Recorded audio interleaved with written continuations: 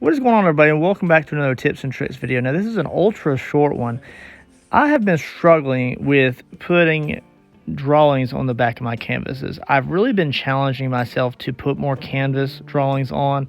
Not only does it kind of push me to time myself on sketching and getting things done really quickly, but also it kind of keeps me from getting too detailed and allows me just to really free up myself and just be artistically free for like a minimum of an hour, knock out a nice cool little drawing for the back, and then of course it just adds an extra level of detail to the actual art piece that I'm working on. I've been struggling because a lot of the art canvases are so coarse on the back that the teeth are really making it difficult to apply charcoal and graphite to the back of them.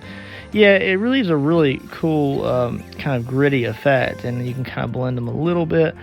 But I really wanted a little bit of a smoother surface, and I wanted to experiment with putting gesso on the back of the canvas. It really does stiffen up the canvas quite a bit. Now, for this circumstance, the first time I did it here, this is the vintage fishing bobber that I've been working on as a gift from my father, and this is before I actually began work on the front of it. So what I did is I actually applied 2 full layers to the back of the canvas, and they're actually pretty good flood coats. I went ahead and brushed them on as best I could, and then just went ahead and made sure I kind of cascaded that up onto the actual wood frame, and then I just let it self-level and dry out. But so doing this, if I had sanded it, I did not sand this one, but if I had sanded it just like I would have the front of the canvas, it would have gave me an ultra smooth surface. So I wanted to get on here and tell you guys that if you want to start making little sketches on the back of your canvas like I have been challenging myself to do, whether that be timed or do something ultra detailed, and you need that smooth surface to get those details locked in and apply them quicker in just a more professional manner. Not only does it apply just a better finish to the overall canvas, but it just gives you a better working surface. This is the way to go.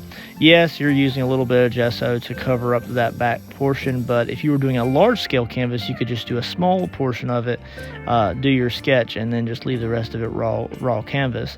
As you can see here, this is just a highlight clip of another video. I will link that above, where I am sketching in a picture of me and my father fishing at the beach when I was younger.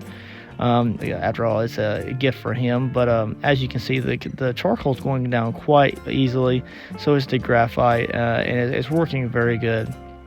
It's still a little bit rougher than I would like to have seen, but if I had sanded this even remotely, then it would have gave me an ultra smooth surface, and I'm really happy with how it turned out. And I wanted to share with you guys, if you guys are looking for a way to get an ultra nice smooth canvas on the back for pictures or sketching, or even like markers or color pencils, gesso is the way to go. Don't be afraid to gesso the back of the canvas as well as the front, and even if it tightens up the canvas a little bit, it's well worth the extra effort and time and a little bit of gesso.